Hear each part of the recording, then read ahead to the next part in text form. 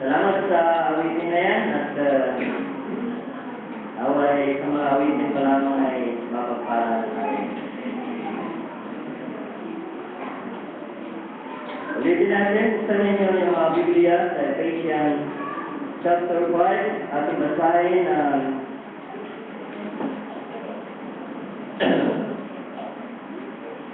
verse 25 hanggang sa 29. Basahin ko na yung list. Husband, love your wife, even as Christ also loved the church and gave himself for it, that he might sanctify and cleanse it with the washing of water by the word, that he might present it to himself a glorious church, not having spot or wrinkle or any such thing, but that it should be holy and without blemish. So men, so love their wives as their own body. He that loves his wife, loves himself. For no man ever yet hated his own flesh, but nourished and cherished it, even as the Lord the church. Amen. Amen. Purihin ang Panginoon sa kanyang mga salita. At sa ating tema na ngayon ay love the church and stand for the truth. Siguro marami ng mga paliwanag na inyong narinig. So much explanation about the church of God and what is the church. It is composed of saved people. No sinner in the church of God. So to be a member of the church of God, we need salvation.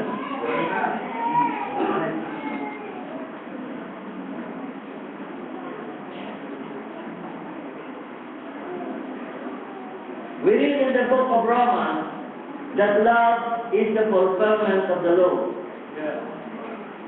So this our convention, we focus our message for the love.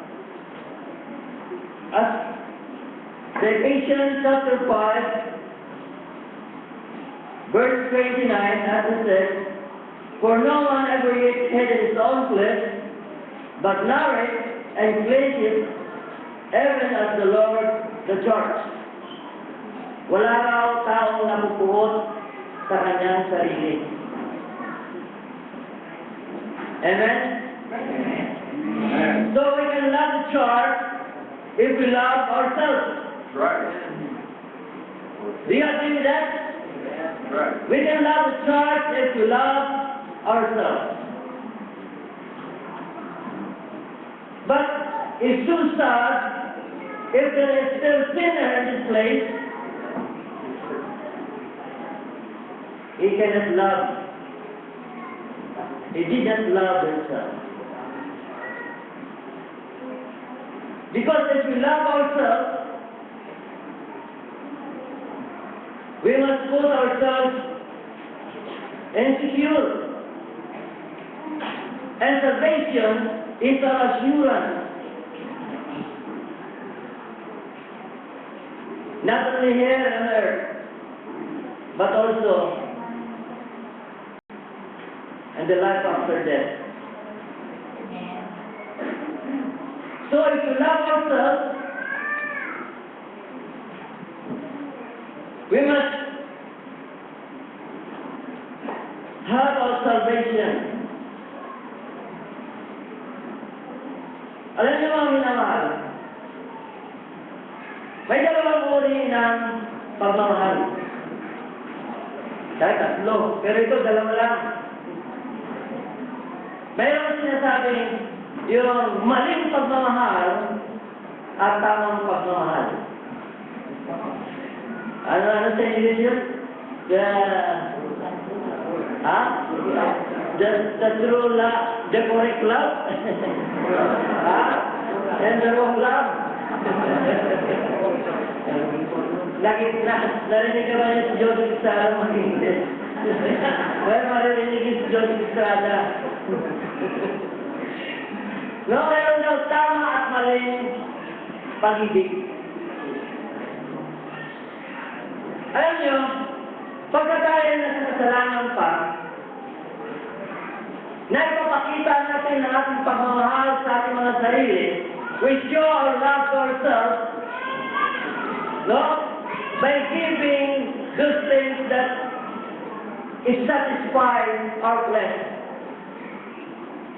Tama ba yun? Tama ba yun mga kapatid? Kung ito yung wrong, binibigay daw natin yung nakaka-satisfy sa ating katawan. Kahit na hindi pa kalooban ng Panginoon, it is not the will of God, binibigay pa rin natin. Tingnan ninyo, kung minsan nga maging sa mga Kristiyano, and the Christians, if they are not yet sanctified, no? The work of flesh is still,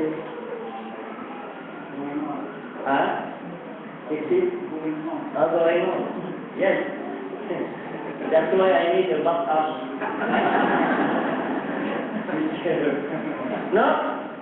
Nakikita ba niyo yun? Nagpapatuloy pa rin yun. Dahil nasa mahal nila ka ng sarili at gusto nila mabigyan ng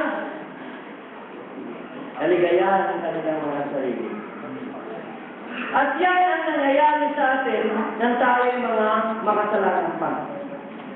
Mali ang ating pagmamahal sa ating mga sarili.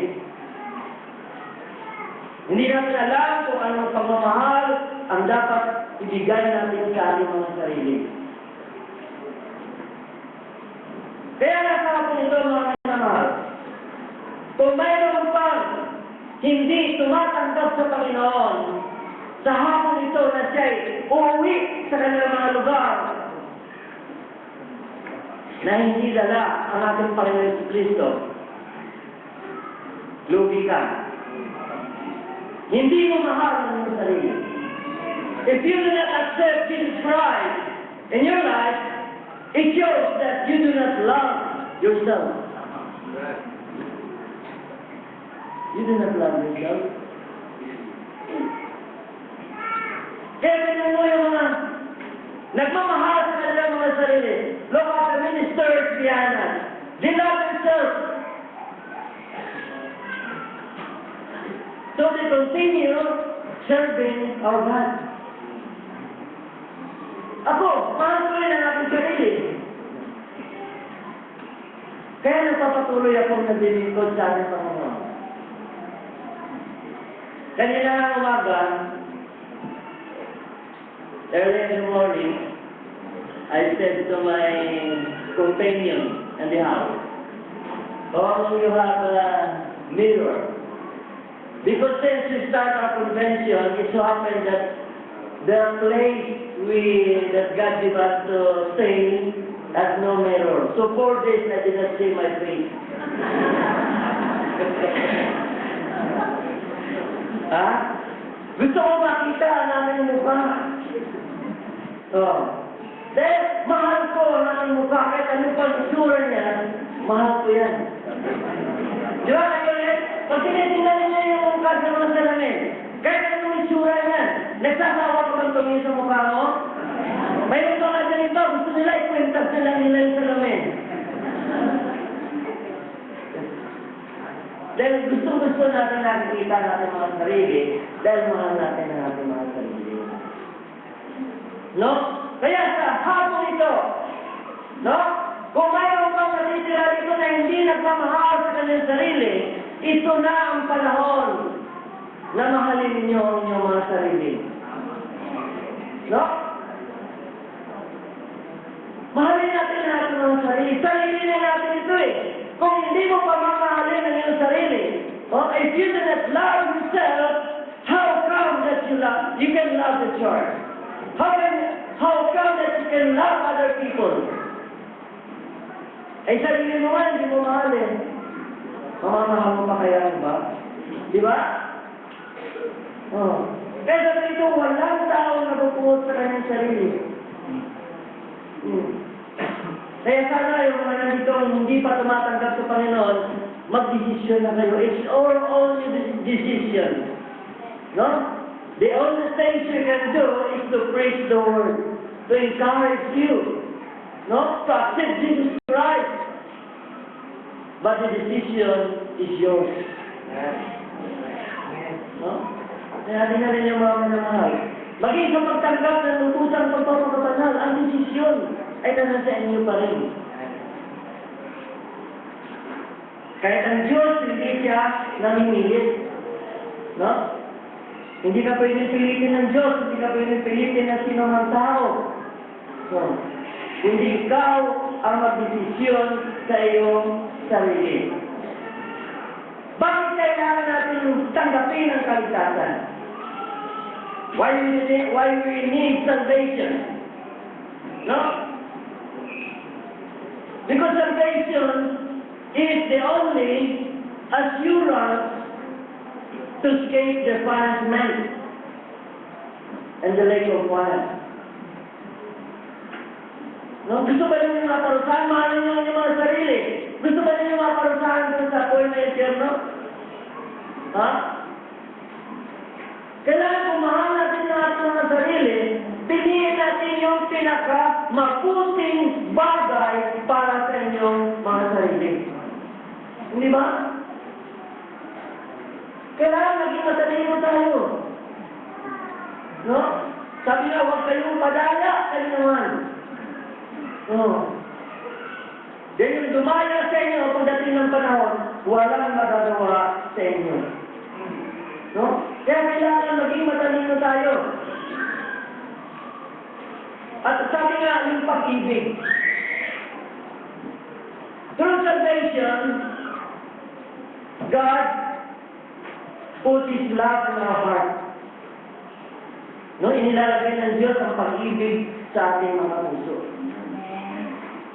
Kung walang pag-ibig sa ating mga puso, hindi natin maiibig ang Diyos, hindi rin natin maiibig ang Iglesia. No?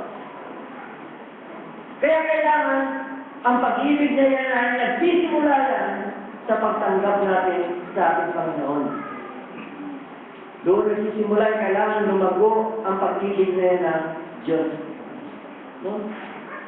Dahil kung wala, hindi ilalagay ng Panginoon ang pag-ibig na yan, hindi natin maiibig yan. Sabi ng Panginoon, ibigin mo ang Panginoon mong Diyos sa buong puso mo, love God with all our heart, no?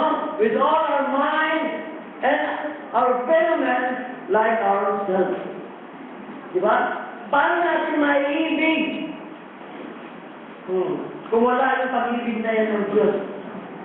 Kaya nagsisimula yan sa ating pag-ibig sa ating sarili at ang pag-ibig natin sa Diyos. Kung hindi mo ibigin ang Panginoon ng Diyos sa buong puso mo, hindi mo rin maiibig ang iyong kapwa-tao, lalo na ang Iglesia. Sino ba yung Iglesia? Who is the church? We are the church. Amen. Amen. So sino ba magmamahal sa atin? Kundi tayo, nakabilang sa Iglesia. No? Kaya kailan siya ang aming namahal? Ang ginawa na ating Panginoon Kristo sa krus sa Kalbaryo, sa paghandog ng kanyang buhay para sa atin, para maitayo niya ang kanyang Iglesia. Sino ba ang nagbe-benefit ng mga bagay na ito? Sino ba pakinabang nito? Ang Diyos ba? Oh. Maging sa paghandog natin ang ating buhay sa Panginoon para kay masangkapan ng Espiritu Santo. Sino ba pakinabang yun? Hindi ba tayo rin? Nung sabi niya nga sa Acts 1, kung diyan nagkakamaliwa, Acts 1:8, no? Tanggapin ninyo ang kapangyarihan pagdating sa inyo ng Espiritu Santo. At kayo magiging mga saksi ko sa Jerusalem, sa buong Judea, Samaria, hanggang sa kawalan ng gana ng lupa. No? Kaya kapag tanggap natin ang Espiritu Santo, we will receive the Holy Spirit. He gives us power. What is that power? that is power to say no to sin. We're a living testimony na ang Diyos na ating pinaglilingkuran ay Diyos na nagbabago ng buhay ng tao. No? Kaya kung wala ang Espiritu Santo yan sa atin, wala tayong kapangyarihan. No, wala tayong kapangyarihan. Ngunit sa pamagitan ng Espiritu Santo, at paano makakamit ng Espiritu Santo? Sa pamagitan ng paghahandog ng iyong buhay sa Panginoon. Kaya, iniisip siguro ng iba, nilalagay ng Diablo, kaya naman kaisipan, na kung ang paghahandog ng buhay sa Panginoon, ay ang Diyos ang makinabang. Alam niyo, isang paraan lang yun. Para ang Diyos nagawa niya, may pagkaloob niya, ang kanyang kapangyarihan sa atin, upang makapamuhay tayo na nagpapatuloy na naglilingkod sa Kanya. No? Kaya tayo ay makinabang noon. Doon din papasok. Pag inandong mo yung buhay sa Panginoon, nagpapakilala yun, mahal mo ang iyong sarili. No? Ilan yung mga minamahal? At pag mahal mo ang iyong sarili, no? Ilan nyo, mamamahal mo na rin ang Panginoon. Bakit? Binigyan mo ng halaga ang kanyang kamatayan sa krus sa Kalbaryo para matubos ka niya. No? Binigyan mo ng halaga ang kanyang mga sakripisyo sa iyo alang-alang sa katubusan ng iyong mga kasalanan. Kaya tingnan niyo mga minamahal. Ito hindi naunawaan ng ibang mga tao. Akala nila ang pagtanggap ng kaligtasan, ang paghahandog ng buhay sa Panginoon, ang paglilingkod sa Diyos, akala nila ang Diyos ang makinabang. Tayo rin mismo ang makikinabang. No, naisipan niyo mga minamahal, when we give ourselves to God, no? When we serve God, who will benefit? God? Tayo. We. It's our benefit. Kaya kailangan tingnan natin na mga isipin natin mabuti yan. No? Ang mga itinuturo sa atin ng Diyos ay isang kaparaan lamang, no? Para maipakita ng Diyos ang kanyang malaking pagmamahal sa atin. At kung susunod tayo sa kaparaanan ng Diyos, tiyak na may lalagay tayo ng Diyos sa siguradong buhay dito sa mundo ito at sa mga darating pa. At makakasama natin siya doon sa buhay na walang hanggan. No? Kaya isip-isipin natin niya kung sino pa dito ang hindi pa kasama sa iglesia ng Diyos bago kayo umuwi. No? Bago matapos ang service sa araw na ito, magdidisyon na kayo. At kung sino pa dito ang hindi pa naihandog ang kanilang mga buhay sa Panginoon, ito na ang panahon nung para tanggapin ang kapangyarihan ng Espiritu Santo. Alam niyo mga minamahal, no? Marami tayong daranasin. No, nararamdaman ba ninyo na bawat taon na dumarating noon ang bagyo, hindi pa masyadong malakas. Ang mga lindol, hindi pa masyadong malakas. Pero ngayon sa panahon natin, habang lumilipas sa mga araw, nakikita natin palakas na ng palakas. Kung tingnan yung mga kayain mo mamaya, makita natin ang Panginoon, nandyan na siya.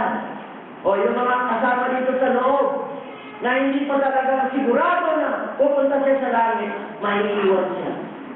Tingnan nyo? Kaya yung mga anak natin, yung mga anak sa buhay, no? Tingnan natin kung paano na ang mga panahon, sabi nga sa uling panahon, ay masama. No? Masama na ang uling panahon. No? Ngayon, paano natin ma-prove? Paano natin mapapatunayan? How can we prove that we love the church? How can we prove that we love the church? Alam niyo, kanina, marami ng mga naririnig ninyo ng mga pangaral patungkol sa mga pag-uugali, patungkol sa mga pananakit, patungkol sa mga paraan ng pamumuhay natin. No? Marami na kayong narinig. Alam niyo mga minamahal, kung mahal natin ang iglesia, kailangan ang ating buhay na ito ay huwag maging kapipisulan. No? Lalo na, sabi na rito, sa mga pastor, no? Kaya sa hapon ito, pangakalala mo rin natin ang mga sarili, ang ating sarili. Dito sa Books of Acts,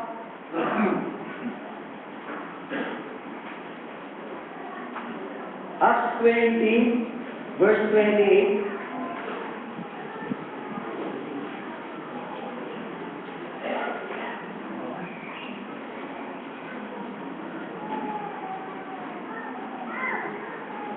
Ito sabi, take heed therefore unto yourselves and to all the flock over which the Holy Ghost had made you overseers, to feed the church of God which he has purchased with his own blood. This word of God was addressed to the vessels, to the pastor. Nasabi nito, take heed of yourself. Ingatan ninyo ang inyong mga sarili. Ingatan ninyo ang inyong mga sarili. Bakit kailangan una, ingatan ang inyong mga sarili? Ang aming mga sarili, dahil ako isang pastor din. Sapagkat, kung hindi kami mag-iingat sa aming mga sarili, maaari na ang buhay na ito ay hindi maging kapakipakinabang sa kanyang iglesia. Alam niyo ba yung minamahal? Kuminsan,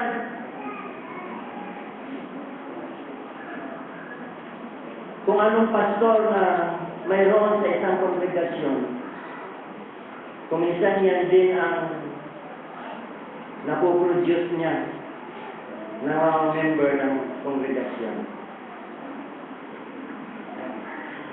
Bakit ko nasabi yan? Kung ang mga pastor sa isang kongregasyon mayroong ugali na makapanginoon, pinagsisilbihan, tingnan mo yung mapoproduce ng mga minister dyan. Gusto niya sisilbihan din sila.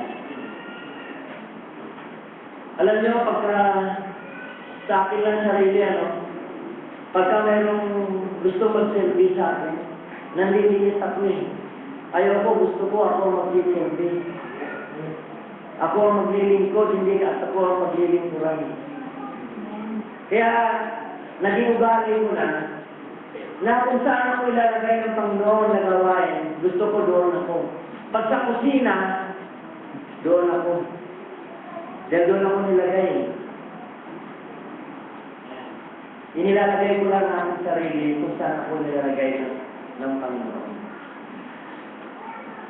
Dahil halimbawa tayo sa ating mga kongregasyon.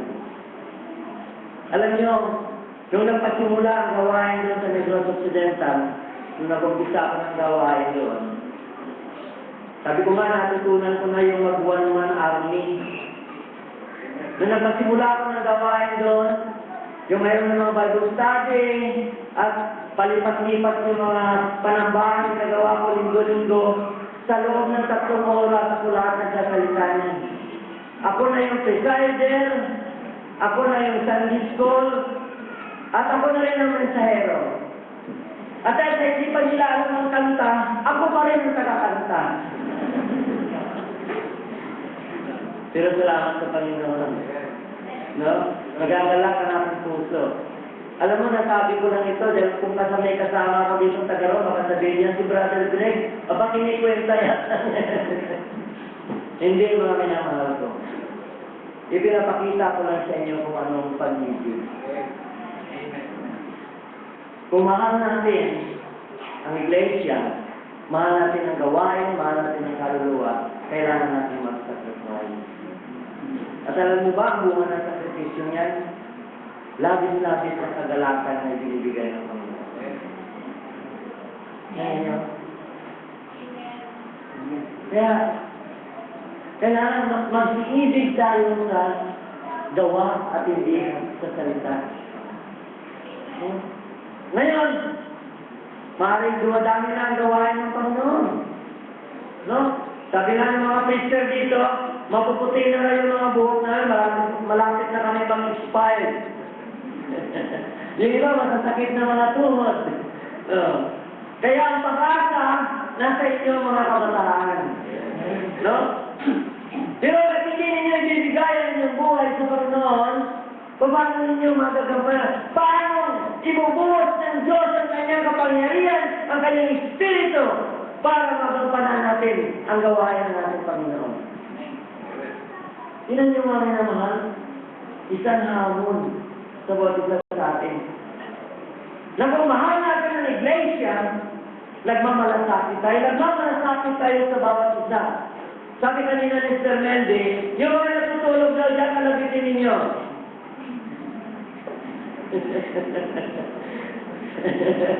Kalabitin daw ninyo yung mga natutulog. Dahil hindi sila makakakain ng lutong Bisaya. Ano ba lutong Bisaya? Nakatikim na ba kayo ng lutong Bisaya? Halo-halong gulay na hindi maintindihan. Pero pag kinain mo, medyo masarap din. Amen. No? Kaya yung mga kapatid nyo dyan, bisingin ninyo, huwag sila matulog. Kailangan, pakinggan nila ang sinasabi ng Panginoon. No? Last day na ito. Sabi ko nga kanina, ano kaya ipangaral ko? Sabi ko na ipangaral ng lahat. Kung baka sa tracer, alam niyo pag tracer ng palay? No? Magre-repassing na lang ako. Manigimot.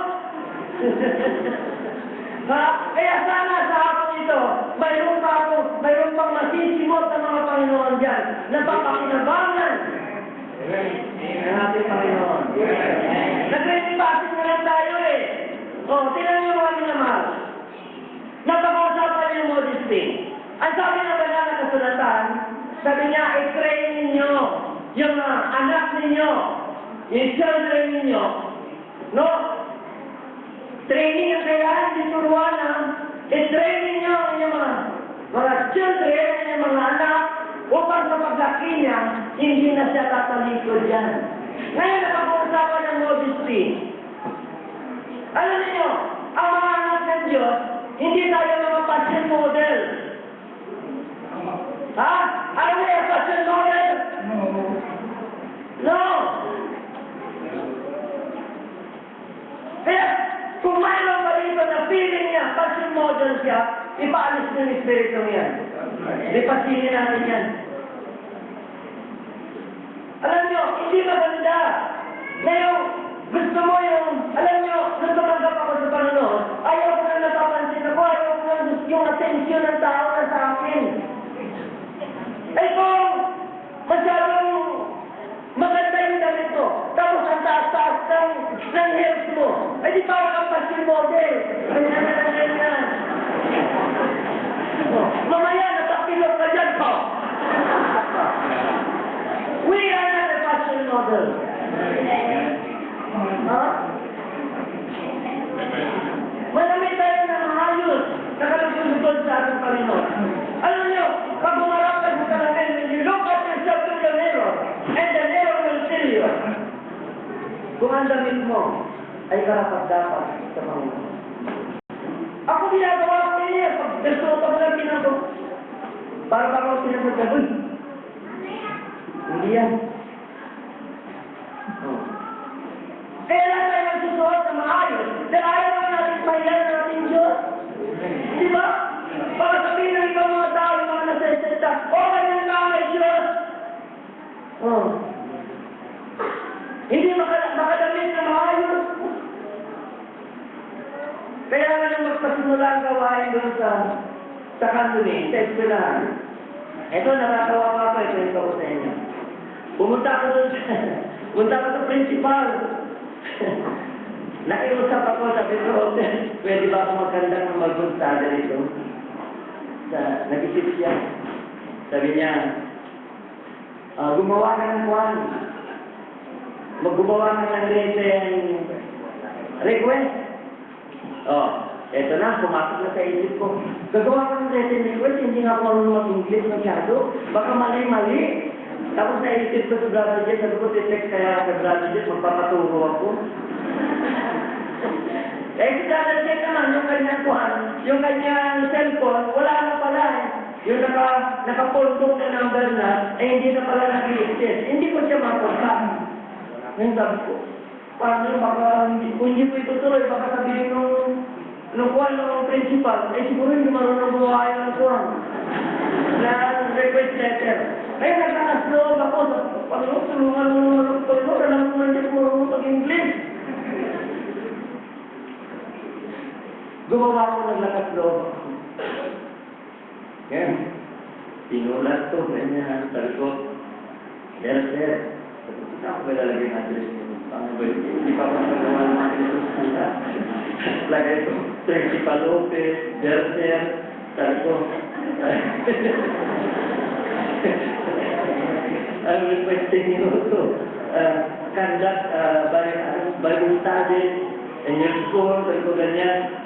Ulit-ulit kong basahin, mali-mali pa yata mga grammar, mali-mali pa yata. Tapos nung pinapatay ko doon sa computer ko para medyo formal naman. Tapos barangay nilagay ko, sabi ko, my purpose is to enlighten the spiritual life of the student. And so, ano ba yan? So, yung may bahagi ko ba yung ginagawa ko? Nakukutan ko naman sinulat. Tapos, lagay ko, approve, principal, tapos pinirmahan ko na siya. Gumawa ko ng dalawang kopya. Siguro, sa kapangyarihan ng Diyos, tumama na rin siguro. Siguro, bahala na ng Panginoon ng correct niya dyan. Imamagit niya yan para aprobahan. Ngayon, binigay ko sa principal. Sabi niya, sige, i-present ko ito doon sa district supervisor. Kasi hindi naman pwede na kahit principal ako, mag-decision na ako. Akin ka na, paalam doon. Inintay ko 3 days. Tapos after 3 days, binalikan ko niya, okay, mag-start ka na. Oh, praise the Lord. Kaya nakapag-start ako, December 12, dalawang section na naturuan ko. Grade 6, dalawang section, ang grade 5. So, looking ng Panginoon, this coming, after this Christmas vacation, no? Mag-start na, request na ng mga maestra, grade 1, grade 2, grade 3, grade 4. Now, at alam nyo ba, kasi doon sa amin, tawag sa amin, Roro. Alam nyo ba yung Roro? Mga basura. Yan ang tingin ng mga tao sa amin doon. Kaya pagka may nalaman na nagsimba roon at tatanungin, saan ka nagsimba? Doon kay Guring. Guring ang tawag na sa akin doon. Guring. Ayun, magtatawanan na sila. Alam nyo, ako, sabi ko, sige, laisin lang yung habang ninyo ko yung minimeno, lalo ko nahahamon. Pero baka miniminos tayo, kailangan mahamon tayo. So, kaya ang ginawa ko, nakakurbaka ako mabuta ng silang. Nakakurbaka ako. Dala-dala yung mga folder na ginawa ko, inayos ko talaga para alam ng mga maestra kung ano yung tinuturo ko doon sa mga estudyante. Pinakita ko sa kanya. So, salamat naman sa Panginoon na magandang resulta. Kaya ipanalangin niya yung mga kapatid. Baka ito nang pasimula na umunlad ng gawain ng Panginoon. No? Kaya nga, praise the Lord sa Baguio. Mapapagawa ng papel. May extend ng konti. Kaya tinan niyo ang Baguio. may kabutihan din pala. Dahil sa bagyo, ma-extend na natin ng konti yung aming kapilya, mapapalaki na. Kasi iniisip ko, baka maisitahan itong mga estudyante, wala kami sa sikulan. Nagkakaringan lang kami niya. So, praise the Lord. No? Kaya pinalangin niya mga minamahal. No? Kaya, ang pag-ibig hindi sa salita, kailangan sa gawa. Kung talagang iibig natin ang iglesia, gumawa tayo ng mga bagay na makabubuti sa bawat isa sa atin. No? Kaya mga magulang, ang inyong mga anak, turuan nila habang maliit pa. Turuan ninyong sanayin silang maging mga passion model. Ha? Dahil paglaki niya, may rapat na nilapit sa Panginoon niya. Dahil nasanay niya siyang para siyang passion model. Turuan niyo manamit na naayos. Na may handa. Dahil siyang pag-asa natin, pag wala na tayo, mga anak natin. No? Dahil naturo ng Biblia na sanayin sila. Sanayin. Sa pamumuhay na karapat-dapat para sa gawain. No? At alam nyo mga minamahal, kung maalat sila ng iglesia, alam nyo nakakalungkot ko minsan. Nalikawa ay mga bagong tanggap sa isang kongregasyon. Tapos mayroon dyan mga matatagal na. Mga matatagal na silang mananampalataya. Pero, hindi pa rin nakakasunod sa standard ng pananakit. Ano ang nangyayari doon sa mga bagong tanggap? Kayo ang magiging halimbawa nila. Tingnan niyo? Kaya kung may paalala sa ating mga pastor, may paalala rin sa inyo. Alam niyo ba, pag nakikita namin kayo lumalago o umunlad at ginagamit ng Panginoon, hindi mabayaran yung kaligayahan naman dito. Sabi mga Kristo.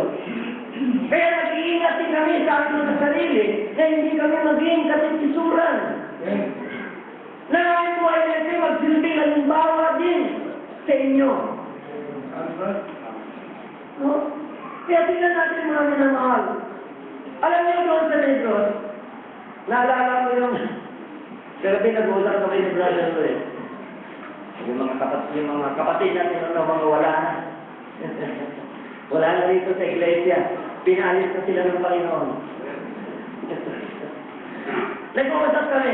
Sabi ko doon sa akin sa Negros, hindi ako natatakot na may kukuha ng aming pagiging pastor. Tuwan-tuwa na ako kung mayroon eh. Para makapagpasimula ako ng gawain sa itong mga lugar. Pero mayroon akong alam noong kongregasyon na yun na isang buwan akong nananambahan doon. Minsan hindi ako pinangalan. Wala na yun, wala na yung dito. Kasi hindi maganda yung spirito niya. Samantalang ang gali natin, pagka meron tayong mga kapatid na magaling sa iba't ibang mga, kung pwede siya na lang ang mga aral natin, bagong putahin na naman ito maririnig nila, bagong luto na naman ito, masisiyahan sila. Ganun yung tao ngayon, wala. Saan na sila ngayon? Wala na. Dinalis na sila ng Panginoon. Kaya naman sa amin, ang aming Sunday school, palit-palit. Hindi permanente. No, ang nangangaral, linggo lang na hapon ang nangangaral, ay linggo lang ang umaga. Hapon iba na nangangaral. Sa ang aming prayer meeting, iba na nangangaral. Bahala na yung presider na magpuwede. Lahat sila nakapag-aaral na pwede na silang mangaral. Kaya sabi ko doon sa mga kapatid, tingnan ninyo. Kung hindi tayo nag-aaral, hindi tayo naganda, ayan may gawain ng Panginoon. Sino ang gagawa siya?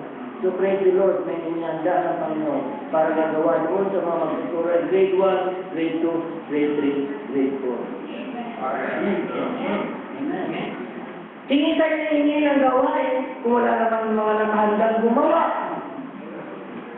Di ba?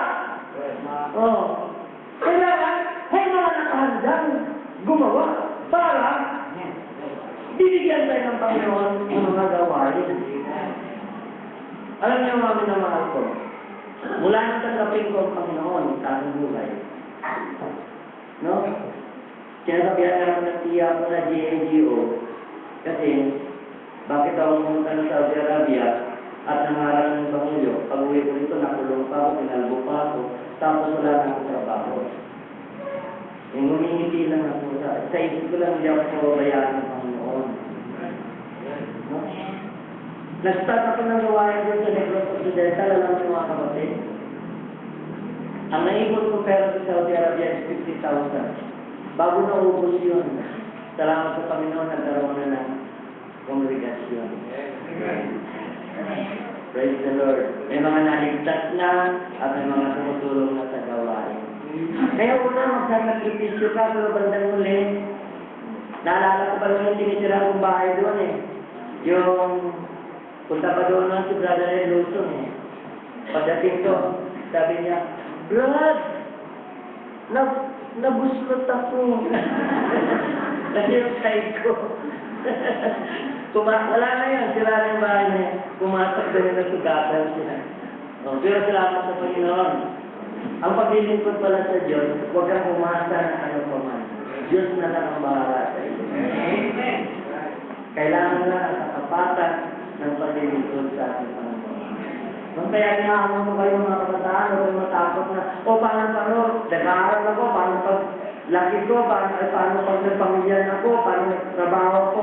Pag nasa Panginoon ka, ang Diyos ang maghahanda ng para sa iyo. Ganun ang naglilingkod sa ating Panginoon. No?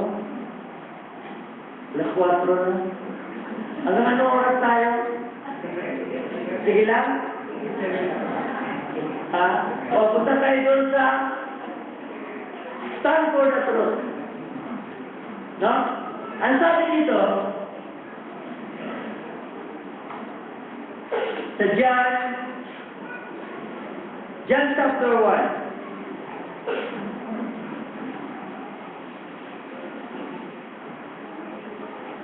In the beginning was the Word, and the Word was with God, and the Word was God.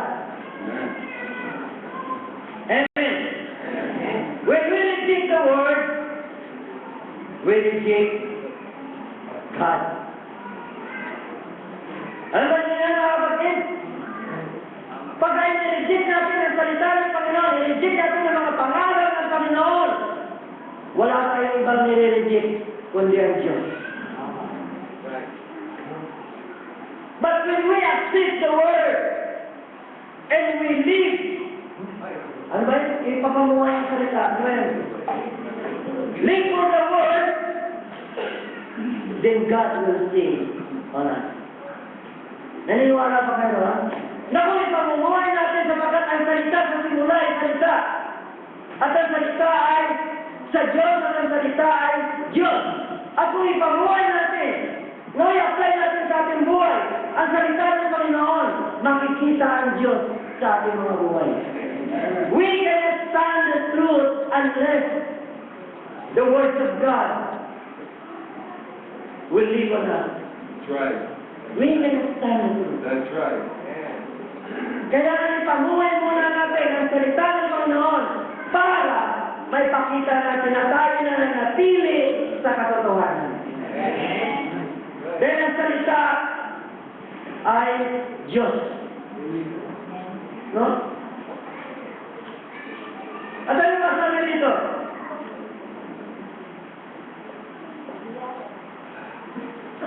Dito sa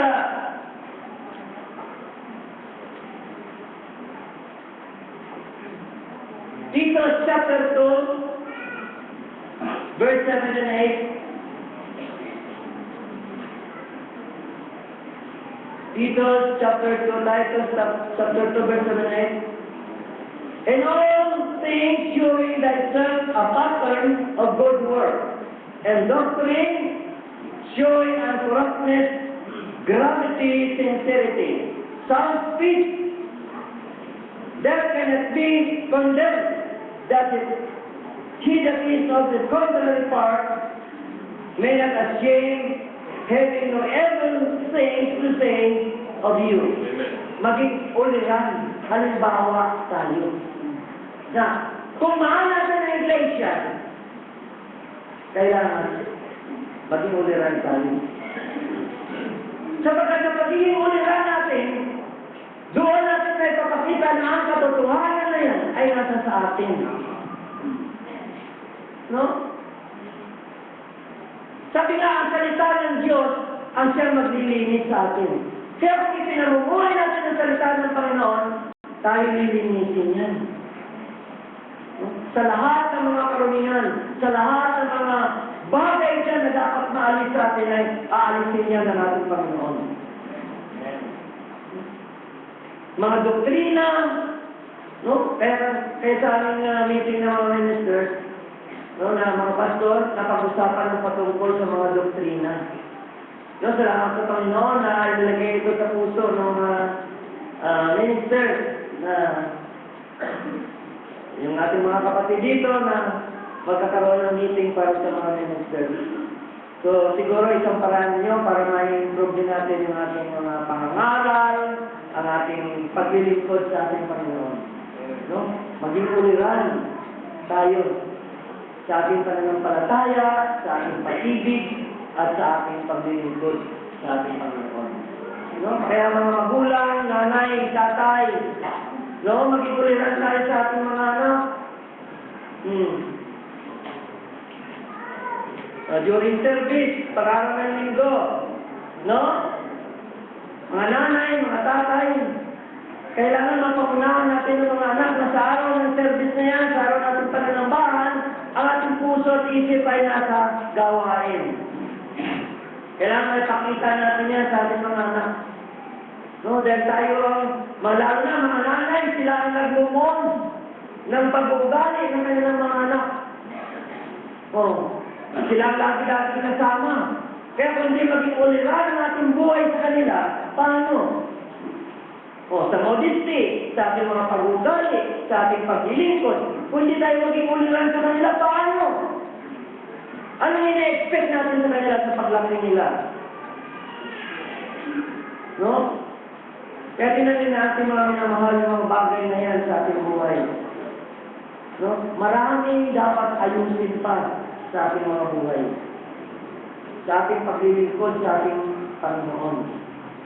No? Kaya ang katotohanan na yan na ating nakita, alam mo, may tatanong ako sa inyo sa hapon ito. Are you sure of convinced that you are in the truth?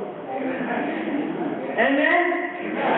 Ay bakit yung mga ibang mga nakasama na namin noon sa gawain, doon sa Saudi, mainit na naglilingkod sa Panginoon, ay bakit nagano pa sila ng katotohanan? Ano bang katotohanan ang hinahanap natin? Kung hindi pinangaral sa atin ang katotohanan, hindi tayo maliligtas. Do you believe in that? If the truth will not prison us, we will not be saved. Right. The same as a mystic religion. No? Kaya, we must be told convinced that we are in the truth. How can you prove that? Your life was changed. No? Ngayon, kung hindi ka na bago ang buhay, ay paano ka talagang tunay na maniwala na ikaw nga sa katotohanan? The evidence is our life. No? Kaya sabi na ni Sir Melvin kanina, dito sa pulpitong ito, ang pinangaral dito ay ang ating mga karanasan. Anong halaga ng mga doktrina na nalaman mo na hindi mo naman naging karanasan sa iyong buhay? What is the value of that doctrine, your knowledge about salvation, if you have not experienced it in your life?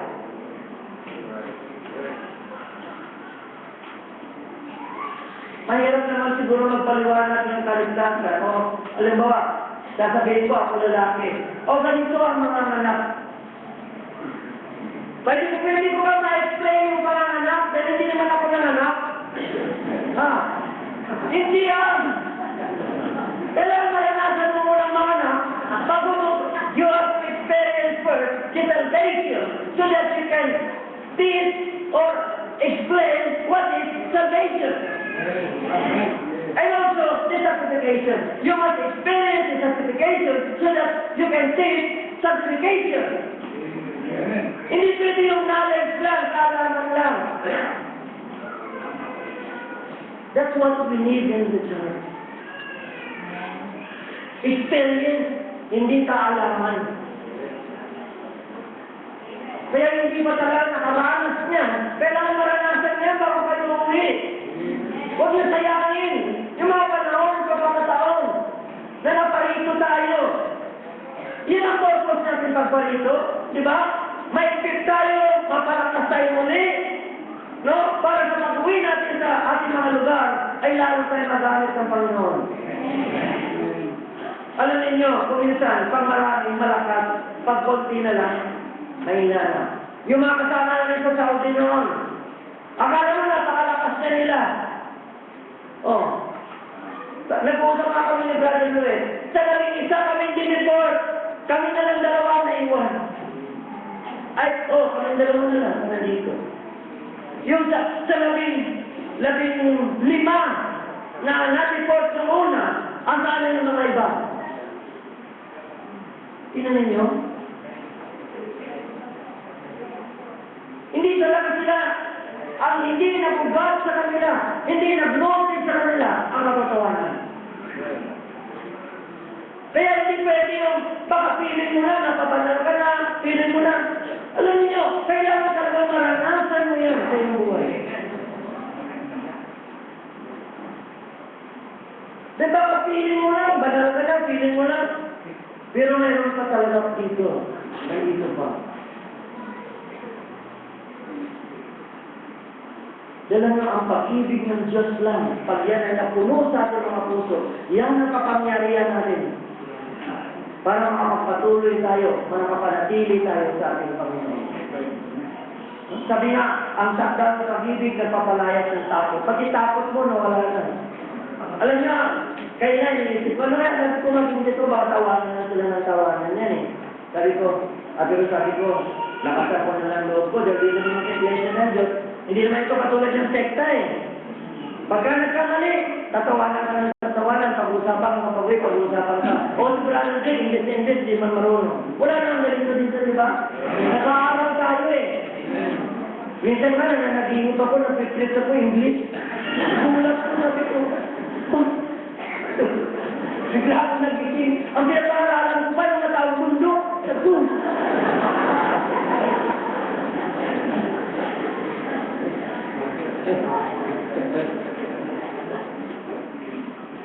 Kaya tinala kami ng mahal.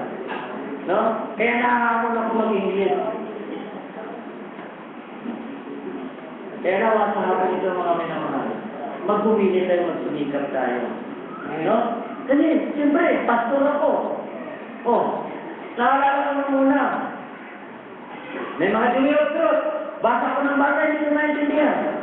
Sabi ko, ano gagawin ko dito ng mga ubatay ko hindi ko maintindihan? Kung hindi lang naintindihan ko, bumili ako ng dictionary, tapos salamat sa Bible na, no? English Tagalog.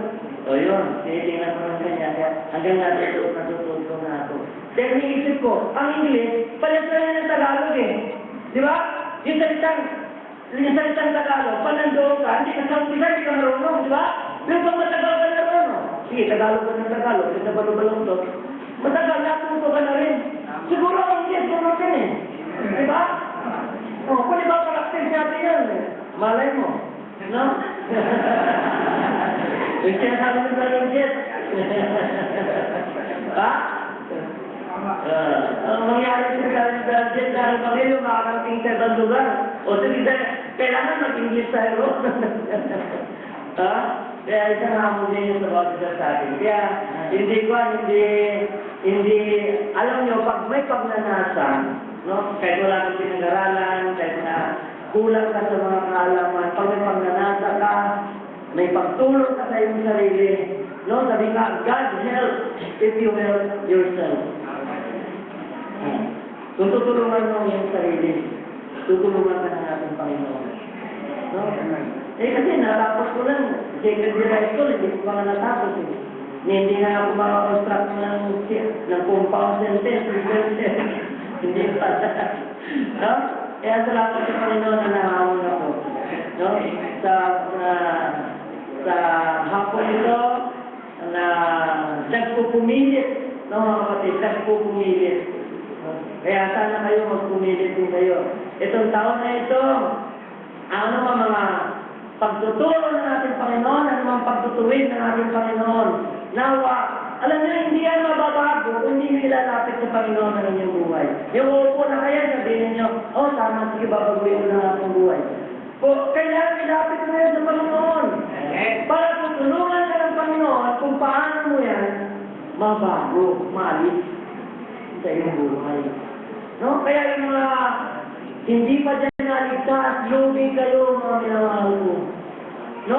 Nakawa na ng mga preacher ang lahat ng buong magagawa nila para kayo i-encourage na mahalin ninyo ang inyong mga sarili.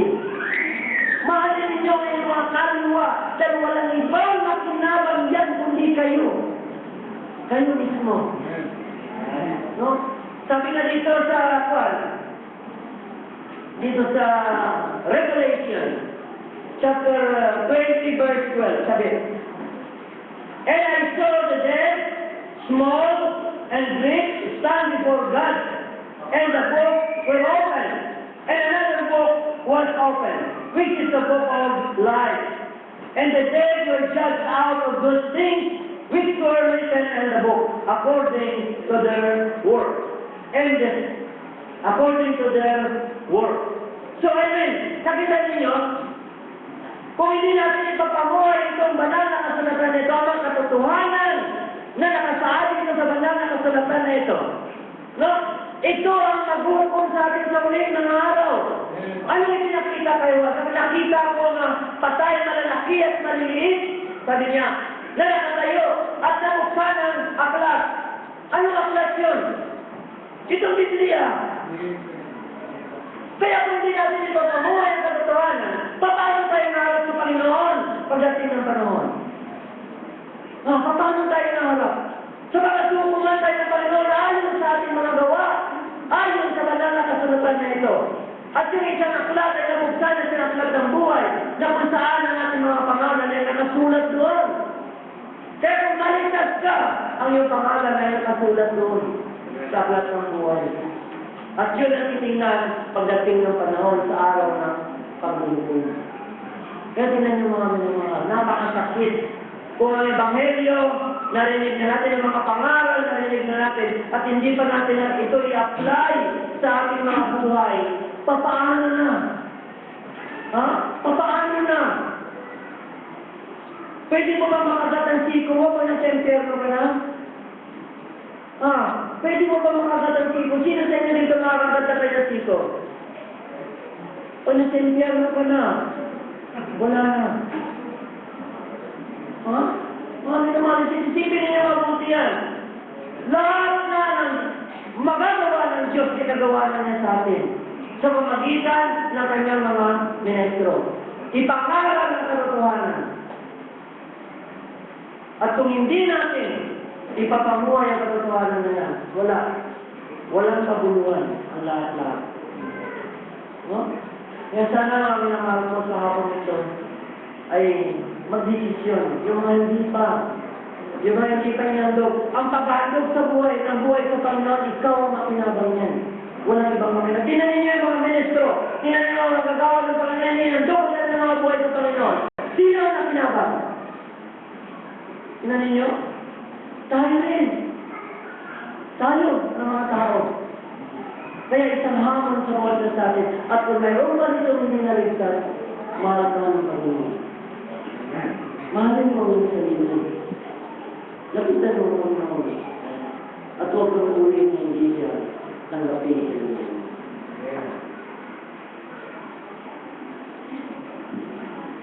Amen.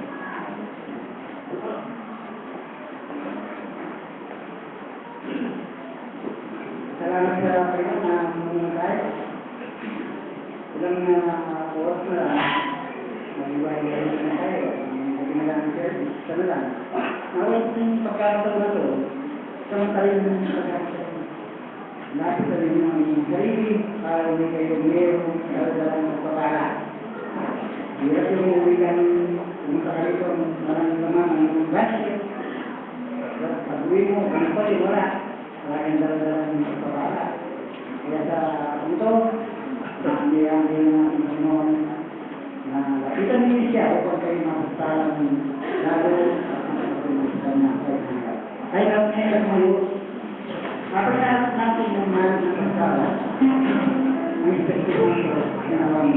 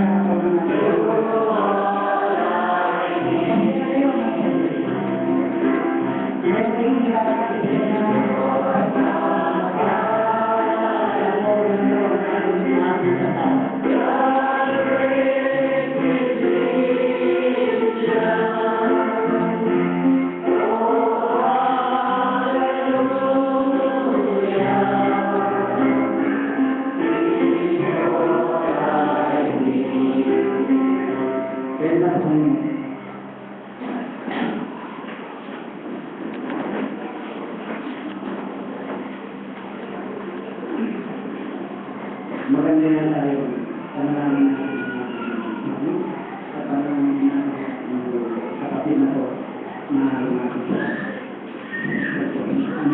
pangyayaran natin maniwala sa magwala ng tayo ngayon tayo at tayo magawa hindi natin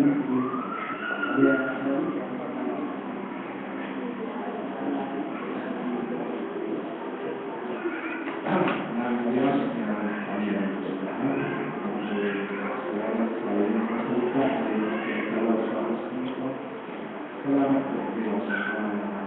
Iyo po ang Panginoon sa Espiritu Santo na narito namin na Salamat ng Diyos sa iyong pagpapuli. Salamat po, Panginoon. Ang tunay na mga salita ay kapangyarihan na kumilos sa puso ng bawat. Lalo, Panginoon, pagkasalamat po kami. Ngayon po namin meron ako tinawag sa oras na ito. Napakahalagang tayo. Salamat sa araw ng aming convention sa pinakalapit sa inyo. Lord, kami siya Panginoon, ulasan po ng isuko ang pagmamahal sa inyo. O pangalasan po ng pinakaligtasan ng tunay na buhay ng Diyos na ibig mo na aming pamunay sa buhay ng ito. Alam po siya ang unang mga kapatid pa na lumapit sa inyo. Alam po namin naman na ibig mo na ipagkalog namin lubusan namin buong buhay sa inyo. Upang maging kapatid pinamamahan ang pagiging isang punong Kristiyano sa buhay. Noong po yung bawat sa amin, meron ako natitirap sa mensahe, mamay gabi. Ako Panginoon mo sa Panginoon. Alam po namin na meron po Diyos na kailangan sa iyo. Mahabag po sa Kanya, mahabag po sa iyo sa bawat sa amin, upang kami po yung kalapit sa inyong lahat. Lahat kami nakagalo sa convention ito. Upang sabihin mo po kami na meron ng kalungan. Alam po yung bawat sa amin, lalo na lahat ng pamanggap na sa kaligtasan, alam po yung mga pagkatuloy. Ang mga lubusan kang pinabanal, yan yung bunyan ka ng buhay sa inyo, tulungan po Diyos na maalagaan ito, magkarasan ito upang sulahin po yung magamit sa isang iglesia. Kami pong mga amitin, mga ministro na ginamit, pagkakabit po yung mga isang po ng kami mahina, palakasin po ito. Ano ang Diyos, ang aming mga kailangan, tulungan po yung kami, upang Diyos ito po aming mapuli. Nawala tulungan po yung lalo ng mahal na pagputihan po namin ang aming pagpagawa sa inyo. Alam kami tinakas, ang pangatawan, gamitin ang awan ng Panginoon, inis na sangkapan, sa kalalagaan po ang aming iglesia. Tulungan po yung pagtulungan namin ito sa aming iglesia sa aming dalasang Pilipino. Kung kayo tulad po ninyo sa ibang dalas pa, may marating ko Diyos ang tunay na Ebanghelyo. Salamat kayo Diyos sa oras po ito, napakabuti po niyo sa amin. Salamat po sa inyong pagmamahal at pag-ibig. Tunay naman ang nakita ang tunay na buhay na iyong kalooban. At ito po hindi po nasabi sa aming buhay. Hindi po kami nagsisisi na kami yung naliligtas at nakita namin ang tunay na katutuhan. Ang lahat ng papuri, pasalamat ng Diyos, ay lamang ang lahat ito ay aming pinakasasya sa pangalan ng Kristo na aming Panginoon. Amen.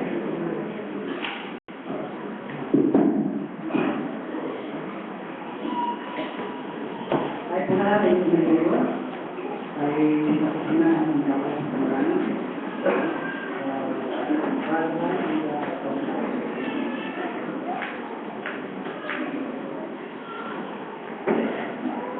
Heavenly Father, thank you once again for your love and blessings to us this day. Thank you, Lord, that we can gather with the saints, hear the word of God for all of us, Lord. We pray that you will bless the King of the altar, Lord. We pray that you would provide what they stand in need of, Lord. We know that you are concerned about all of our needs, Lord. We pray that you be mindful of them. We pray now that you will go with us this afternoon. Once again, be with us as we return to the service this evening. We ask, Lord, that you bless Brother Harley. You inspire him, Lord, and give him the words of life. You would have him to live. Bless the congregation now, we pray. In Jesus' name we ask.